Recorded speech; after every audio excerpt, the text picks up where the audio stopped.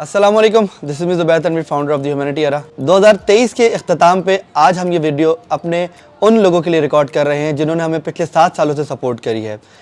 इस वीडियो में हम आपको दिखाएंगे कि किस तरीके से हमारा सफ़र शुरू हुआ और जो आज तक के जारी व सारी है। आए उन यादों को मिलकर रिकैप करते हैं कि हमारा सफ़र कैसा रहा। 2023 का आगाज़ हमने साल के सबसे बड़े कुरान पाक के हदिये थर पारकर 1 रूम स्कूल में बच्चों को स्टेशनरी पहुंचाकर और दारुल सुकून ओल्ड हाउस में टाइम स्पेंड करके किया। और फिर आता है साल का सबसे खूबसूरत वक्त, रमज़ान। माह रमज़ान की तैयारियां हमने रमज़ान के आने से पहले ही शुरू कर दी थी। हमारी पूरी टीम ने सफ़ेद पोश ख़ानदानों का डेटा कलेक्ट किया और उनको रमज़ान से पहले ही राशन प्रोवाइड कर दिया ताकि वो अपनी इबादत सही से कर सके। उनको ये टेंशन ना हो कि अफ्तार और सहर में उनके लिए कहाँ से इंतज़ाम होगा। रमज़ान में अल्लाह पाक ने हमसे 2000 लोगों को डेली इफ्तार करवाया, जिसमें हमने शाह फैसल, बल्दिया टाउन और गिजरी में दस्तरख्वान पर और मलीर, लांडी, कोरंगी और हब के कुछ पसमानदा इलाकों में घरों में जाकर इफ्तार के बॉक्सेस तकसीम किए। रमज़ान तो हमारा खैर आफियत से ख़त्म हो गया। ऐसा कैसे हो सकता है कि हम ईद की खुशियों में अपने प्यारों को भूल जाएं, जो कि ईद के दिन भी अपने प्यारों का पेट भरने के लिए निकले हुए थे।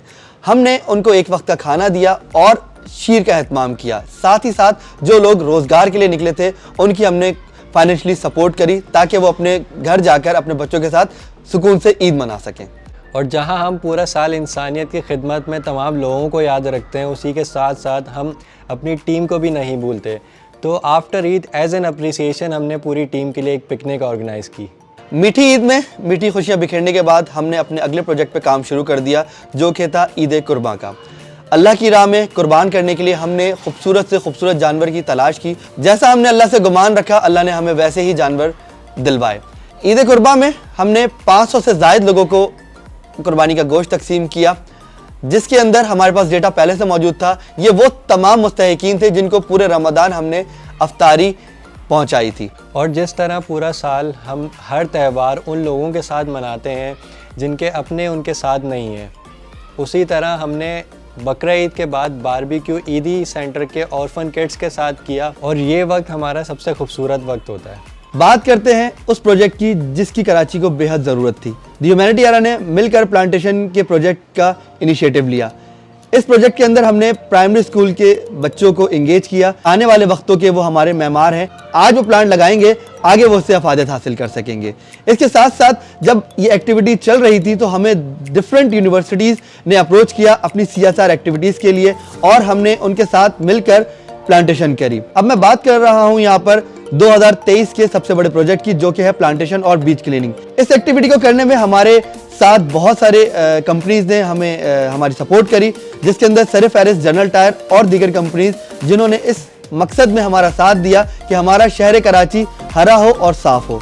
और इस एक्टिविटी में हमें सलीम आफरीदी और मुस्तफ़ा चौधरी ने भी ज्वाइन किया। और ये प्लांटेशन एक्टिविटी ना सिर्फ कराची तक महदूद रही, बल्कि हमने बलूचिस्तान का रुख किया और विंदर स्कूल में स्टूडेंट्स के साथ और लसबेला यूनिवर्सिटी में स्टूडेंट और फैकल्टी के साथ मिलकर हमने प्लांटेशन की।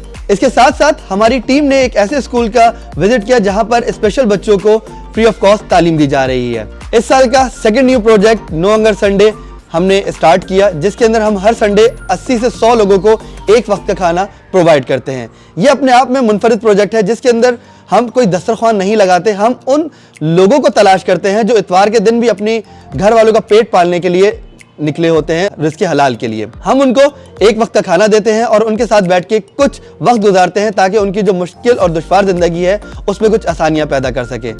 हमने बहुत सारे ऐसे केसेस को क्लोज भी किया है जिसके अंदर उनको कुछ फाइनेंशियल असिस्टेंस की ज़रूरत थी।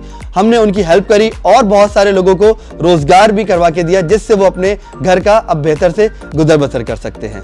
और इंशाअल्लाह ये प्रोजेक्ट 2024 में भी जारी और सारी रहेगा। और इस साल का सबसे बड़ा मसला फ़लस्तीन का, जिसको भी हमने मद्देनज़र रखा और अपनी कैपेसिटी में रहकर एक पीसफुल प्रोटेस्ट रिकॉर्ड करवाया। और इस तरह हमने 2023 का इख्तिताम ईदी सेंटर के ऑर्फन किड्स के साथ, जो कि बहुत वेल मैनर्ड और वेल इथिकल हैं, पेंटिंग एक्टिविटी करके किया, जिसकी वीडियो आप थोड़े दिनों में हमारे YouTube चैनल पर देखेंगे। 2023 में हमने नए 11 हैंडपंप इंस्टॉल किए डिफरेंट लोकेशंस के अंदर। गुज़िश्ता हैंडपंप्स और 2023 के हैंडपंप्स को मिला के हमारी कुल तादाद 92 हो गई है। 500 से ज्यादा फैमिलीज में राशन डिस्ट्रीब्यूट किया और 50 से ज्यादा मेडिकल और जनरल केसेस को क्लोज किया। और उमरकोट गुलाम नबी शाह में हमने मस्जिद की कंस्ट्रक्शन स्टार्ट करवाई, जो कि हमारी विंदर और केपी के दुआबा की मस्जिद के साथ मिलकर तीसरी मस्जिद कहलाएगी। और इन्हीं तमाम कामों की बदौलत हमें कई न्यूज़ चैनल्स ने अप्रोच किया और हमारी आवाज़ को आगे लोगों तक। और ना सिर्फ न्यूज़ चैनल्स बल्कि वर्ल्ड वाइल्ड लाइफ फेडरेशन ने भी हमारे काम को रिकॉग्नाइज़ किया और अपनी वर्कशॉप में इनवाइट किया।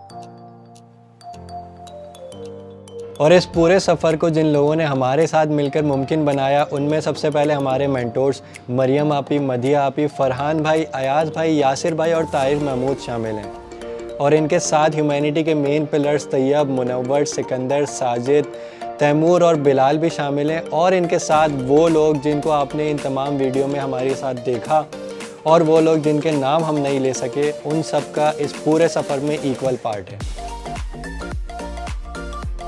आप लोगों का बहुत शुक्रिया कि आप हमारे साथ एंड तक जुड़े रहे। हमारे इन्हीं कामों से अपडेट रहने के लिए हमारे तमाम सोशल मीडिया प्लेटफॉर्म्स को, जिसके अंदर फेसबुक, इंस्टा, टिकटॉक और यूट्यूब के चैनल को फॉलो और सब्सक्राइब करें। लिंक्स डिस्क्रिप्शन में मौजूद है। और अगर आप हमसे रब्ता करना चाहते हैं तो हमें इंस्टा और फेसबुक पे मैसेज करके हमसे रब्ता कर सकते हैं।